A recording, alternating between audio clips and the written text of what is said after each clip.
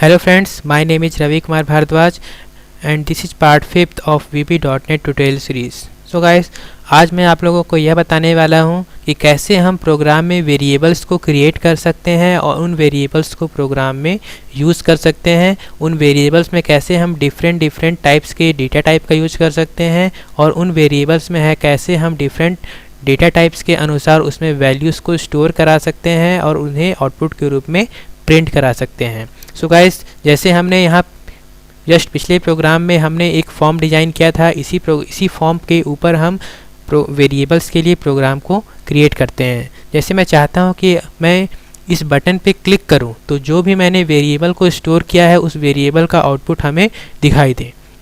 So guys, हमें variable को create करना है तो हम एक बटन लिए हैं क्लिक नाम का। तो इस बटन पे सबसे पहले हम डबल क्लिक करते हैं। देन आप देखेंगे हम इसके कोडिंग पार्ट में पहुंच चुके हैं, जहां हमने पिछली बार this is first VB.NET program नाम का एक मैसेज बॉक्स में मैसेज को डिस्प्ले किया था। अगर हमें इसी प्रोग्राम में किसी वेरिएबल में किसी वैल्यू को स्टोर कराकर उस वेरिएबल के वैल्यू को मैसेज के रूप में प्रिंट कराना होगा तो उसके लिए सबसे पहले हमें वेरिएबल को क्रिएट करना होगा। जैसे कि अगर हम वेरिएबल को क्रिएट करना चाहते हैं तो उस वेरिएबल का क्रिएशन हम फॉर्म के अंदर करेंगे। तो देन हम यहाँ पर पब्लिक क्लास फॉर्म1 लिखा हुआ है, इसके बाद हम यहाँ पर इंटर करते हैं। जैसे कि अगर हमें किसी स्ट्रिंग टाइप के वेरिएबल को क्रिएट करना है, जैसे हम उसके अंदर किसी स्ट्रिंग को स्टोर करा सकें, तो इसके लिए हम यहाँ पर डेटा टाइप के रूप में स्ट्रिंग का यूज़ करेंगे। तो वेरिएबल को क्रिएट करने के लिए सबसे पहले हम लिखते हैं यहाँ पर डीम, देन वेरिएबल का नाम जो भी आप क्रिएट करना चाहते हैं। यहाँ पर मैं वेरिएबल का नाम ले लेता हूँ डेमो, देन एस, देन यहाँ पर हम डेटा टाइप डिक्लेयर करते हैं कि जो भी डेमो, जैसे हम यहाँ पर मैं डेमो नाम का एक वेरिएबल क्रिएट कर रहा हूँ तो वह वेरिएबल किस टाइप के वैल्यूज़ को स्टोर करेगा। तो यहाँ पर मैं स्ट्रिंग स्टोर कराना चाहता हूँ, इसलिए यहाँ पर मैं डेटा टाइप लूँगा स्ट्रिंग। देन आप देख रहे हैं स्ट्रिंग आ चुका है, इसे हम टाइप से सेलेक्ट कर लेते हैं। देन आप देख रहे हैं यहाँ पर डेमो नाम का एक डेटा टाइप क्रिएट हो चुका है और वह डेटा टाइप स्ट्रिंग है और उसमें वेरिएबल हम डेमो नाम से क्रिएट किए हैं। अगर आप चाहते हैं कि जब आप वेरिएबल को क्रिएट करें और उसी समय उस वेरिएबल को कोई वैल्यू इनिशियल वैल्यू भी असाइन करा दें, तो इसे हम क्रिएट करने के लिए डेटा टाइप के बाद हम जस्ट इक्वल टू लगाएंगे। देन यहाँ पर डबल इन्वर्टेड कॉमा के अंदर जो भी चाहे वो मैसेज स्ट्रिंग के फॉर्म में दे सकते हैं। जैसे कि यहाँ जो हमने मैसेज प्रिंट कराना चाहा था, इसी मैसेज को मैं यहाँ से कट करके यहाँ पर वैल्यू प्रोवाइड करा दे रहा हूँ। Sorry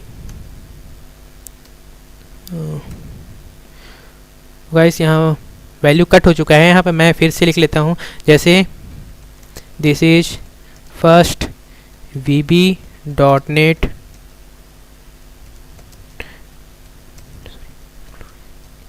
Windows application. देन तो आप देख रहे हैं कि जैसे हम यहाँ लिखे हैं तो यहाँ पर जो भी हम स्ट्रिंग पास करा रहे हैं ये स्ट्रिंग वैल्यू इस डेमो फोल्डर के डेमो वेरिएबल के अंदर जाकर स्टोर हो गया है। तो जब हम इस डेमो को प्रिंट करेंगे तो यह वैल्यू हमारे स्क्रीन पर प्रिंट हो जाएगा। तो अगर आप इस डेमो को वेरिएबल को प्रोग्राम में यूज़ करना चाहते हैं, मैं इस मैसेज के रूप में इस मैसेज को प्रिंट कराना चाहता हूं, देन हम यहाँ लिखेंगे message box dot show. Then यहाँ से हम डबल इन्वर्टेड कॉमा को हटा देंगे और यहाँ पर हम डेमो वैल्यू पास कर देंगे। तो यहाँ पर आप देख रहे हैं कि यहाँ पर हमने डेमो नाम का एक वेरिएबल क्रिएट किया है और इस वेरिएबल के अंदर this is first VB.NET Windows application ये वैल्यू को असाइन करा दिया है। जब हम मैसेज बॉक्स डॉट शो लिखकर डेमो यहाँ लिखेंगे तो इससे क्या होगा कि जो डेमो के अंदर जो भी वैल्यू स्टोर है वो वैल्यू हमारा मैसेज के रूप में स्क्रीन पर प्रिंट हो जाएगा। इसे हम रन करके देखते हैं। देन हम रन बटन पे क्लिक करेंगे।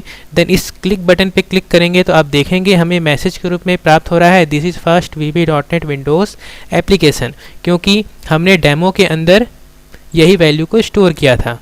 देन अगर आप इसी प्रकार किसी न्यूमेरिक वैल्यू को डेटा टाइप में स्टोर कराना चाहते हैं तो इसके लिए हमें न्यूमेरिक डेटा टाइप क्रिएट करना पड़ेगा। तो इसके लिए सबसे पहले हम लिखेंगे डीम, जैसे मैं यहाँ पर ए नाम का कोई डेटा टाइप क्रिएट करना चाहता हूँ, देन इंटीजर। तो यहाँ पर मैं जो ए नाम का वेरिएबल क्रिएट किए हैं इसका डेटा टाइप इंटीजर लिए हैं और हम इसमें कुछ वैल्यू इंटीजर वैल्यू स्टोर करा देते हैं। जैसे मैं स्टोर करा दे रहा हूँ 10। देन आप अगर इस न्यूमेरिक वैल्यू को प्रिंट कराना चाहते हैं देन आप यहाँ पर डेमो के जगह में पुट कर दें ए। तो आप देखेंगे यहाँ पर मैसेज के रूप में a की वैल्यू प्रिंट होगी और a की वैल्यू है 10, तो आउटपुट में हमें मैसेज के रूप में 10 प्राप्त होगा। तो हम रन करके देखते हैं, तो आप यहाँ देखेंगे हमें 10 आउटपुट के रूप में मिल रहा है। इसी प्रकार अगर आप चाहते हैं कि आप दो नंबर्स के एडिशंस को परफॉर्म करें और उसके आउटपुट को स्क्रीन पर डिस्प्ले कराएं, तो यहाँ पर जैसे मैंने एक वेरिएबल क्रिएट किया है a, वैसे मैं एक और वेरिएबल क्रिएट कर लेता हूँ b एज इंटीजर। देन इससे भी वैल्यू प्रोवाइड करा देते हैं 20। देन मैं एक और वेरिएबल क्रिएट कर रहा हूँ dim c as integer, integer, then enter. तो अब हम क्या चाहते हैं कि मैं a और b के वैल्यूज़ को सम कराऊं, देन c के अंदर उस वैल्यू को स्टोर कराऊं। देन जब मैं c के वैल्यू को प्रिंट करूंगा तो वह a और b के वैल्यू के एडिशन को प्रिंट कराएगा। तो इसके लिए हम यहाँ पर लिखेंगे मैसेज बॉक्स के ऊपर c equal to a plus b।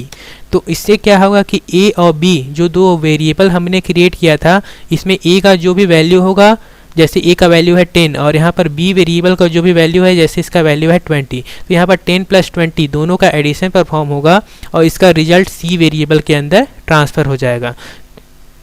इसके बाद जब हम यहाँ पर c वेरिएबल को प्रिंट करेंगे, मैसेज बॉक्स डॉट शो लिखकर c वेरिएबल को प्रिंट करेंगे, देन हम इसे रन करेंगे तो यह हमें इन दोनों वेरिएबल्स का एडिशन प्रोवाइड कराएगा। सो गाइस आप देख रहे हैं यहाँ पर हमें आउटपुट के रूप में 30 प्रिंट हो रहा है। सो गाइस इस प्रकार से हम वेरिएबल्स को क्रिएट कर सकते हैं और मैंने जस्ट पिछले ट्यूटोरियल में बताया था कि हम कितने प्रकार के डेटा टाइप्स का यूज़ कर सकते हैं VB.NET में।